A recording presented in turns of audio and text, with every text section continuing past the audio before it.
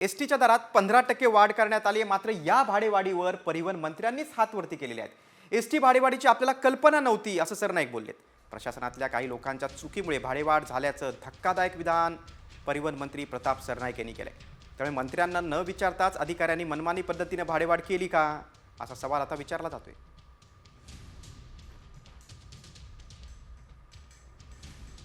ही भाडेवाढ जी दरवर्षी व्हायला हवी ती न करता 3 वर्षानंतर एकत्रितपणे केलेली प्रशासनाच्या काही अधिकाऱ्यांच्या चुकीमुळे ती झालेली आहे. मलाही माहीत नव्हती. याचं कारण असं आहे, मलाही आश्चर्य वाटलं, कारण मी माझ्या अधिकाऱ्यांना विचारलं, अरे एवढी मोठी दरवाढ होते आणि आपल्याला एसटीच्या दरात 15% वाढ करण्यात आली आहे. मात्र या भाडेवाढीवर परिवहन मंत्र्यांनीच हात वरती केलेले आहेत. एसटी भाडेवाढीची आपल्याला कल्पना नव्हती असं सरनाईक बोललेत.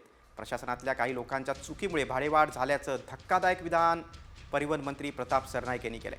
त्यामुळे मंत्र्यांना न विचारताच अधिकाऱ्यांनी मनमानी पद्धतीने भाडेवाढ केली का असा सवाल आता विचारला जातोय.